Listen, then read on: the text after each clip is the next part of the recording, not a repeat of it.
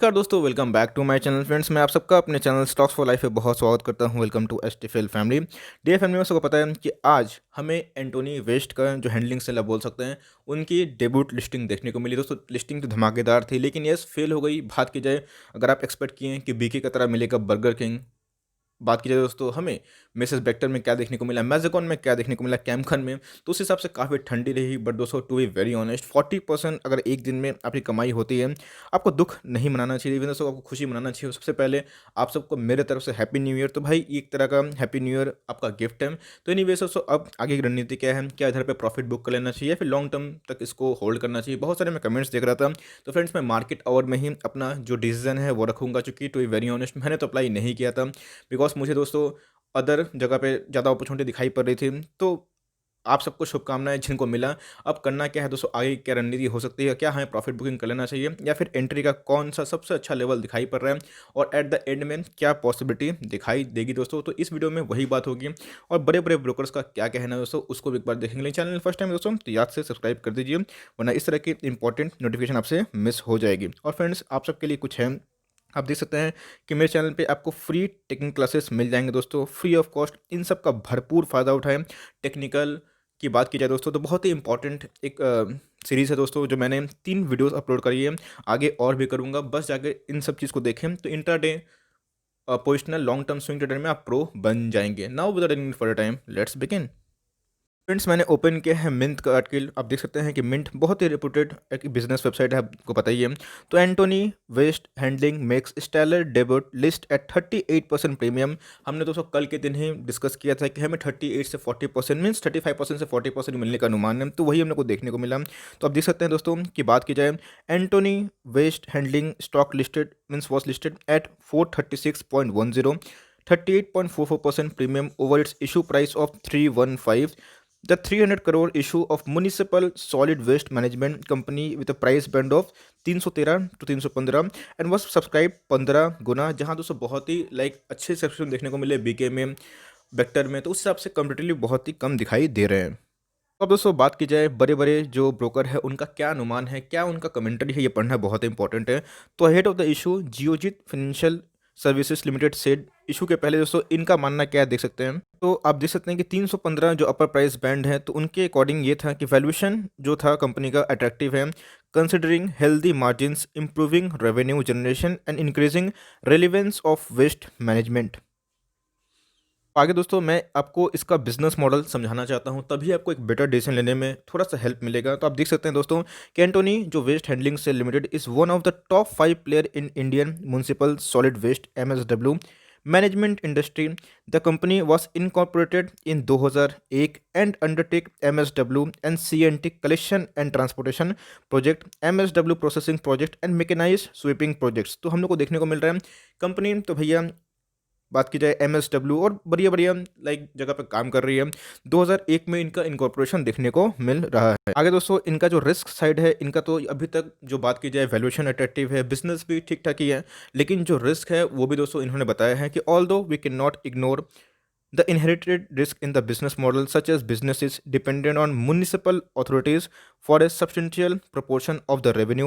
This business involves residual risk from municipalities, which can lead to financial instability for the company. This also restricts further investment in asset development. Business is dependent on a limited number of customers for a significant portion of the revenue. Keshav Lahoti, Associate Equity analyst, angel broking. तो हमें दोस्तों इनके बस risk side यही दिखाई पड़ रहे हैं कि पूरा पूरा म्यूनिसिपल कॉर्पोरेशन पे डिपेंडेंट है, जो इसके एक थोड़े से रिस्की पैरामीटर्स हो सकते हैं। तो अब दोस्तों चार्ट पे एनालिसिस करूंगा, क्योंकि को पता है कि 40% प्रीमियम पाना एक कम नहीं होती है। इधर पे दोस्तों आप बात की जाए वेक्टर की, आप बात की जाए इनके दोस्तों बीके की, तो इनसे कंपेयर करना थोड़ा सा गलत होगा।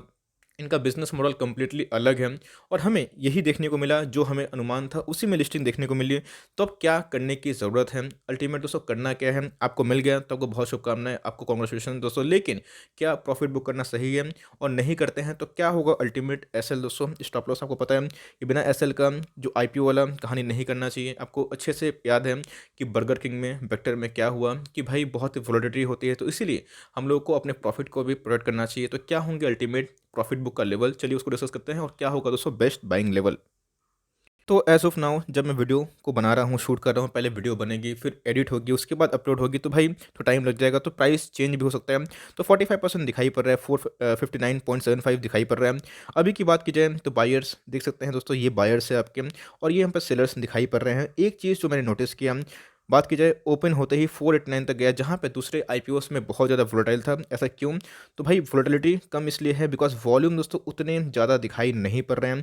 मैंने देखा था, अच्छे से ऑब्ज़र्व किया था, जो दूसरे आईपीओस थे उनमें वॉल्यूम बहुत ही ज़्यादा था, तो वॉल्यूम की वजह से ही प्राइस भागता है या फिर गिरता है। वॉल्यूम कम होगा तो चांसेस ज़्यादा होते हैं कि प्राइस धीरे-धीरे वो गिरेगा ही। ऐसा दोस्तों हमने बहुत जगह देखा है।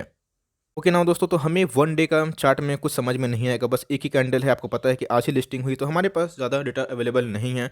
लेकिन जो डेटा अवेलेबल है मैं उसको 1 मिनट के चार्ट पे इंडिकेट करने की कोशिश करूंगा। आप देख सकते हैं कैसे लोअर लो फॉर्मेशन के बाद चूंकि एक ट्रेडिंग होती है, उसके बाद दोस्तों एक मोरोबाजू कैंडल बनी इधर पे, और उसके बाद अभी की बात की जाए तो 460 के लगभग ट्रेड हो रहा है। मुझे लगता है दोस्तों कि वॉल्यूम मिसिंग है, और आपको अगर बात की जाए मिला है तो एटलीस्ट दोस्तों आज का जो लो है 436 जिनमें इनकी लिस्टिंग हुई है, आपको दोस्तों 435 का एसएल लेके फर्दर पोजीशन आप बना सकते हैं। जी हाँ दोस्तों, एसएल रखना बहुत इंपॉर्टेंट है। एटलीस्ट अपने प्रॉफिट को बुक करना, ये सब का काम होना चाहिए। उसके बाद नीचे गिरे, थोड़ा सा मार्केट अगर करेक्ट होता है, ढार होता है, तो आपको पता है कि ये सब भी साफ हो जाएगा। तो अपना दोस्तों एसएल लगाना ना भूलें। एसएल मैंने बता दिया कि 435 मुझे आइडियल दिखाई पड़ रहा है। जो आज का लो है बस उससे 1 रुपया, उससे कोई जाता भी नहीं है। आप चाहे तो अपने प्रॉफिट को पार्शियली भी बुक कर सकते हैं, लेकिन दोस्तों मेरी सलाह यही होगी कि आप अपने प्रॉफिट को जैसे जैसे बढ़ें, 480 के ऊपर जाए, 490 के ऊपर जाए, 470 के ऊपर जाए, तो आप अपने एटलीस्ट 50% प्रॉफिट को बुक कर लीजिएगा। ये कंपनी बुरी नहीं है, लेकिन चूंकि आपको पता है कि इनके रेस्पॉन्स ही मार्केट में उतना नहीं थे as compare to the other IPOs, तो मैंने अपनी कमेंट्री दे दी। फ्रेश एंट्री दोस्तों अभी भी वेट करिए, मुझे लगता है कि ज़रूर ये 450 के नीचे जाएगा, 440 के नीचे भी आ सकता है, और नो वन नो सो 420 के नीचे भी आ जाए। तो अगर बेस्ट बाइंग प्राइस की बात की जाए तो जो इनके बिजनेस मॉडल से मुझे समझ में आता है, तो 400 के ऑलमोस्ट इसका दोस्तों बाइंग एक सही है। 400 से 410 के नीचे यही इनकी अल्टीमेट बाइंग होगी। मैं क्या करने वाला हूँ, मैं दोस्तों मीन्स टू वेरी ऑनेस्ट, मैं तो कुछ खरीदने वाला नहीं हूँ। कंपनी बुरी नहीं है, बट मेरे पास और भी दूसरा अच्छा विकल्प है जहाँ पे मैं इन्वेस्टमेंट का सोच सकता हूँ, तो इसीलिए मैं इसको अवॉइड करूँगा। आप क्या करने वाले हैं, कमेंट बॉक्स में अपनी राय को ज़रूर शेयर करें। मैंने बता दिया फ्रेंड्स कब कैसल क्या होगा, मैंने बता दिया फ्रेश एंट्री पॉइंट क्या होगा, और अगर भागता है प्राइस तो वो क्या करना चाहिए। और एक चीज़ डिस्क्लेमर दोस्तों, मैं कोई भी आपको ऐसे रिकमेंडेशन नहीं दे रहा हूँ कि आपको ये करना होगा, ये सीधा आपका चॉइस है, आपकी मर्जी। मैंने दोस्तों अपना अनबायस्ड जो व्यू है वो आपके सामने पेश किया। लेकिन सबसे इंपॉर्टेंट चीज़, जो रिटेल इन्वेस्टर है, जो नए आए हैं, प्लीज़ अगर ये प्राइस भागे तो चेस मत करिएगा दोस्तों। आपने देखा कि चेसिंग करते करते कितने स्टॉक में सब अपर लेवल में फंस चुके हैं। तो यही रही मेरी कमेंट्री। आई होप दोस्तों वीडियो आपके लिए हेल्पफुल है। हेल्पफुल है तो प्लीज़ एक लाइक कर दिएगा, चैनल फर्स्ट टाइम है तो याद से दोस्तों सब्सक्राइब भी कर दिएगा। फर्दर कोई डाउट है उसको भी ड्रॉप करें, कोई स्टॉक का रिव्यू चाहिए उसका नाम भी जरूर ड्रॉप करें। Would love to make a video on demand. तो गाइस मिलते हैं जल्दी ही, तब तक के लिए bye. Thanks for watching friends, God bless you all.